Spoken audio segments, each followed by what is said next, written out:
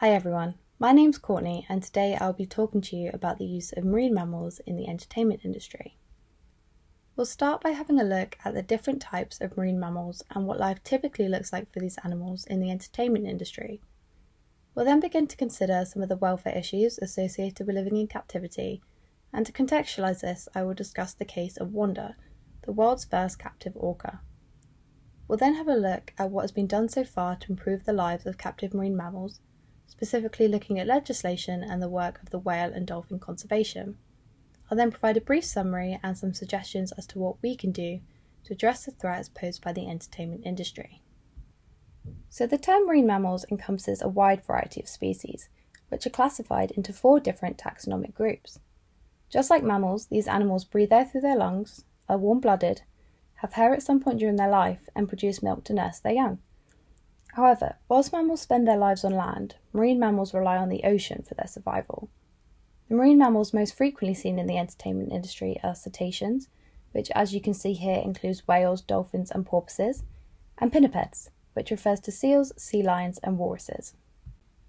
So before we move on to discuss the entertainment industry, let's have a brief look at the stats to see just how many cetaceans and pinnipeds are affected. In 2014, the Whale and Dolphin Conservation reported that 311 cetaceans were kept in 33 dolphinaria across 15 EU member states. Bottlenose dolphins were the most frequently recorded species, but the captive population also consists of orcas, belugas, harbour porpoises, and an Amazon River dolphin residing in Germany. The figure is slightly smaller for pinnipeds, with the database Zootia list suggesting that 261 pinnipeds are currently held in captivity in the EU. The California sea lion is the most common pinniped in captivity. This is because they are able to breed readily in captivity and can be trained to perform various tasks, which is a crucial skill in the entertainment industry.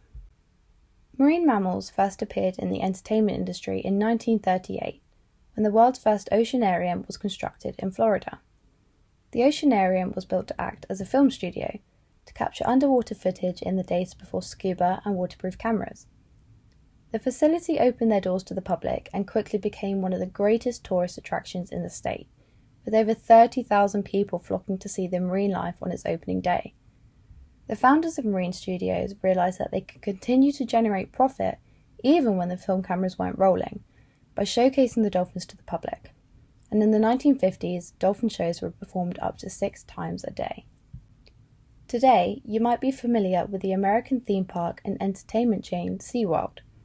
These parks, the first of which was established in 1964 in San Diego, provide opportunities for the public to get face-to-face with marine mammals, with some even allowing guests to swim with the bottlenose dolphins, but at a significant price. For example, the cheapest dolphin swim package offered by Discovery Cove in Orlando would set an individual back nearly $300. We can also look at the figures more broadly using this graph, which shows the revenue of SeaWorld Entertainment in the US from 2010 to 2020. If we remove the abnormally low figure generated in 2020 due to the COVID-19 pandemic, we can see that SeaWorld's average annual revenue over a 10-year period is a staggering $1.6 billion. Over the years, SeaWorld's marine mammal exhibitions have been the subject of significant debate, with critics claiming that they are merely a commercial enterprise and have little consideration for the animals involved. Unfortunately, there are a number of welfare issues associated with the captivity of marine mammals. Firstly, due to the sheer cost of constructing and maintaining artificial environments, they bear little resemblance to the natural ocean environment, and space is severely limited. Space restrictions may prevent an individual from escaping aggressive encounters with conspecifics, which could in turn lead to stress or injury. A study in 2013 assessed dolphin stress levels by taking measurements of the primary stress hormone cortisol. Dolphins who were kept in bigger enclosures had salivary cortisol levels 15 times lower than their conspecifics kept in smaller enclosures, suggesting that space restrictions increase susceptibility to stress and pose a threat to welfare. In addition to space restrictions, facilities housing marine mammals often lack variety and complexity in the underwater environment. Both cetaceans and pinnipeds are highly intelligent animals and require appropriate cognitive challenges to alleviate boredom and prevent stereotypical behaviours from emerging. For pinnipeds, environmental enrichments might include balls or toys in the pools, devices that release food as they move around, or large ice cubes that contain pieces of fish. Most dolphinariums only provide floating toys as a form of enrichment, but this is not sufficient to meet the cognitive needs of such an intelligent species. Often, animals in captive environments do not have the means to express their natural behavioural repertoire. In turn, captive animals may develop stereotypical behaviours, which are thought to be indicative of stress or abnormal mental states, and subsequent poor welfare.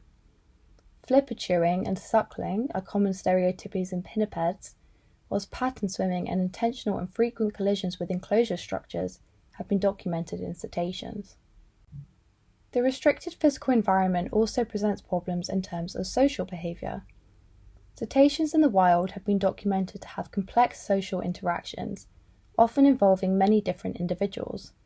However, it is not possible to completely mimic the nature of social groupings in the captive setting due to the limit on the number of individuals maintained in captive groups and space restrictions. Although there have been very few scientific articles published on this issue, research conducted in the 1990s suggested that disruptions to social groupings may increase the risk of male dominance, which has been linked with heightened levels of stress as well as psychological and physical trauma. 3 cases of illness and mortality attributed to social instability and aggressive interactions were documented in 2002, and so it's clear that disruptive social groupings can prove detrimental to the welfare of captive cetaceans. Living in captivity exposes cetaceans and pinnipeds to a wide range of human-made sound which they are not able to escape from. Examples include the human voice, loudspeaker music, traffic noise, crowd noise, and construction sound. Captive cetaceans and pinnipeds often spend a significant amount of time above the water in anticipation of their trainers' commands and food delivery, and so their exposure to in-air noise is greater than that of their wild counterparts. Studies have shown that loud, intermittent, impulsive sounds can evoke stress responses in marine mammals, which can in turn elicit health problems. In a similar way to humans, stress in marine mammals has been shown to suppress the immune system and increase susceptibility to disease. In captive dolphins, eye problems, respiratory disease, fatty liver disease, and metabolic syndrome are all common disease conditions, whilst ocular disease is the most common medical problem in captive pinnipeds. When comparing wild and captive populations, there is typically a higher prevalence of disease in the marine mammals living in captivity. Researchers have suggested that this may be in part due to excess exposure to sunlight through feeding and training regimes, impeded swim patterns, cohort trauma, nutritional imbalances, and oxidant levels in the pools. If you cast your minds back to our discussion of SeaWorld a little earlier on, you might recall that Discovery Cove in Orlando offers swim with dolphin programs. However, whilst these programs are awe-inspiring for the human participants, they often come at the cost of the dolphins' welfare. For instance, a New Zealand study of captive dolphins identified some behaviour changes following swim with dolphin programs, such as increased use of the refuge area and a greater number of abrupt behaviours. Similarly, a longitudinal study revealed that swimmer avoidance increased from 22 to 31% over a 3-year period of human-dolphin interactions. Plus, it's not only behavioural changes we have to worry about. Another key concern is injury or potential disease transfer from humans to dolphins and vice versa. So, whilst the commercial benefits of interaction programs are abundant, they pose an unacceptable risk to the welfare of captive marine mammals. If we put all of this together, we can see that both cetaceans and pinnipeds living in captivity face a whole host of welfare issues. We're now going to have a look at how truly detrimental these problems can be by considering the case of Wanda, the first orca to ever be confined to captivity. On the morning of November 18th in 1961, a lone orca, also known as a killer whale, was spotted swimming in the Newport Harbor in California. Staff from Marineland of the Pacific were quickly dispatched to the harbor to capture the animal so that it could be put on exhibit for the public. Despite Wanda's persistent efforts to evade the nets and ropes that were flung at her, the team eventually captured the orca at sundown and transported her to the facility in Los Angeles. However, less than 2 full days after being taken from the ocean, Wanda was found dead. Marineland staff explained that the orca became violent on the morning of November 20th and began circling the confined tank at great speed, often striking her body against the wall and sustaining injuries. Ultimately, Wanda swam into a flumeway, convulsed, and passed away. If you recall our earlier discussion on stereotypies, in which we learned that pattern swimming and collisions with enclosure structures are common stereotypical behaviours in cetaceans, we can begin to recognise that Wanda's welfare was significantly compromised. The limited enclosure space, barren environment, and social isolation all may have been contributing factors leading up to her death.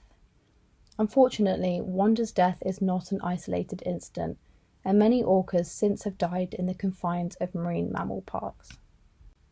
Our discussion so far has shown that marine mammals serving the entertainment industry are subjected to a number of welfare problems. However, these issues haven't gone unnoticed, and fortunately, there have been attempts to rectify the situation. Cetaceans are legally protected throughout Europe under the Habitats Directive, and there are also 3 acts in the UK under which they are protected. In the UK, it is therefore illegal to kill or injure a cetacean intentionally or recklessly disturb a cetacean, such as by chasing it in a boat.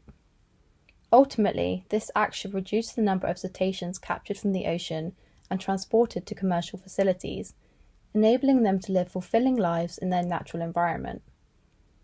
Pinnipeds are also protected under all 3 of these acts, in addition to the Conservation of Seals Act 1970.